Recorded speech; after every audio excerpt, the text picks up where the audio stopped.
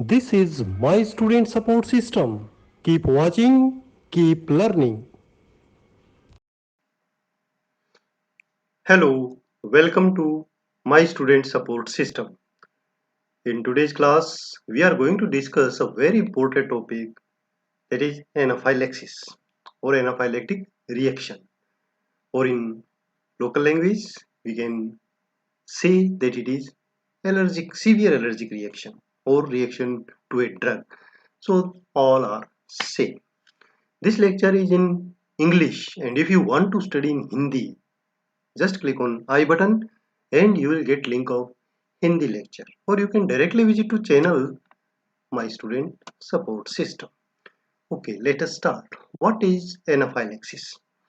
Anaphylaxis is a clinical response to an immediate immunological reaction, that is also known as type 1 hypersensitivity, between a specific antigen and an antibody.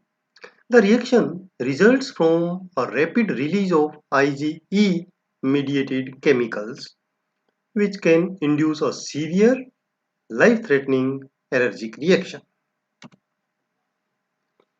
Pathophysiology of anaphylaxis means what happens actually in our body during anaphylaxis.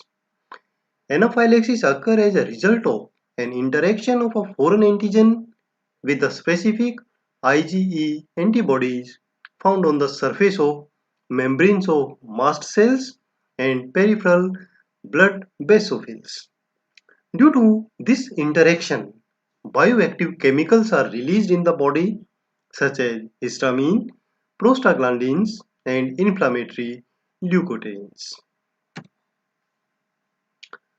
Presence of these chemicals results in vascular permeability changes, flushing, urticaria, angioedema, hypotension, and bronchoconstriction. Apart from this, smooth muscle spasm, bronchospasm, mucosal edema, and inflammation and increased capillary permeability may also occur.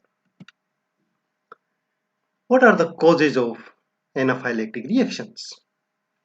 Presence of allergens causes anaphylaxis.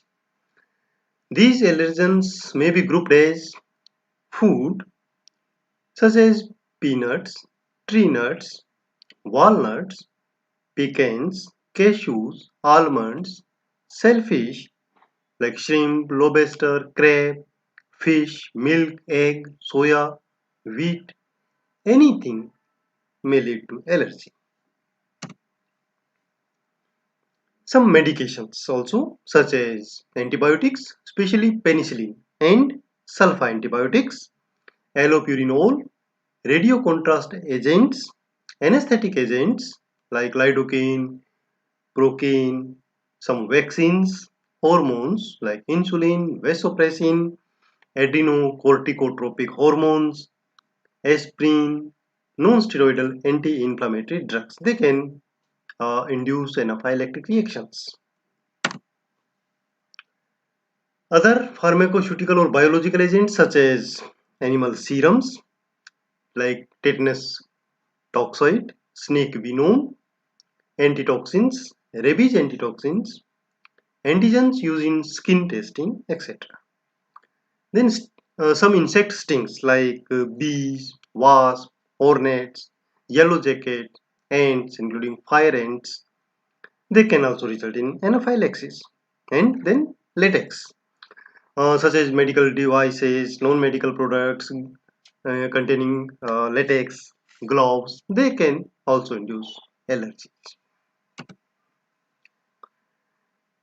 What happens during anaphylaxis means what are the clinical manifestations of anaphylaxis?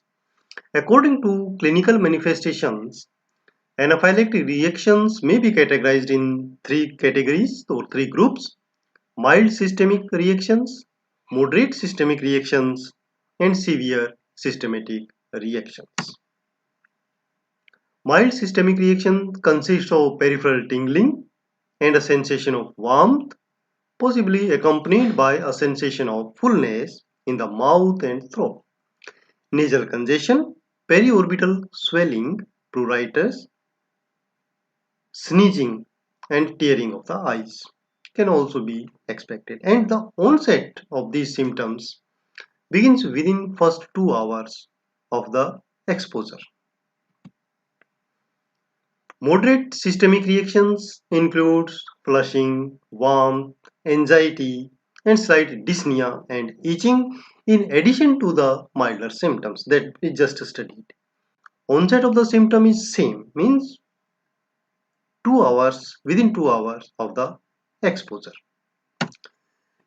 Next is severe systemic reactions which may lead to anaphylactic shock. These may include the symptoms of both mild and moderate systemic reactions, but the onset is very rapid. These symptoms progress rapidly into bronchospasm, laryngeal edema, severe dyspnea, cyanosis, and hypotension, dysphagia, abdominal cramping, vomiting, diarrhea, seizures, cardiac arrest, and coma may follow. What management can be done in case of anaphylaxis? Anaphylaxis management is very important because if we are not able to manage anaphylaxis timely, death may occur. So management depends upon the severity of the anaphylactic reaction. Initially, respiratory and cardiovascular functions are evaluated. If the patient is in cardiac arrest, then cardiopulmonary resuscitation should be started. Oxygen is provided in high concentration during the cardiopulmonary resuscitation. Epinephrine or adrenaline injection in a 1 raised to 1000 dilution is administered subcutaneously or IM as per institution's guideline in upper extremity or thigh.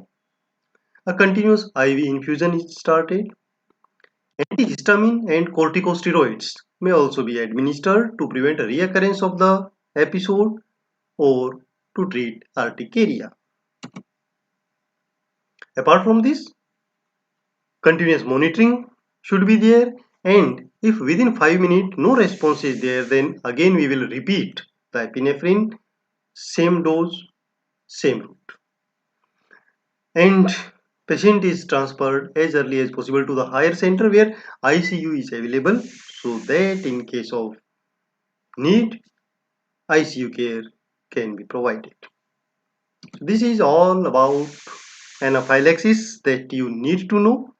For such latest updated videos, you can subscribe the channel, you can like Facebook page, and for making your notes, you can visit mynursingstudents.blogspot.com. You can follow me on Twitter, Instagram, and join Facebook group Nursing Notes. Thank you. Have a nice day.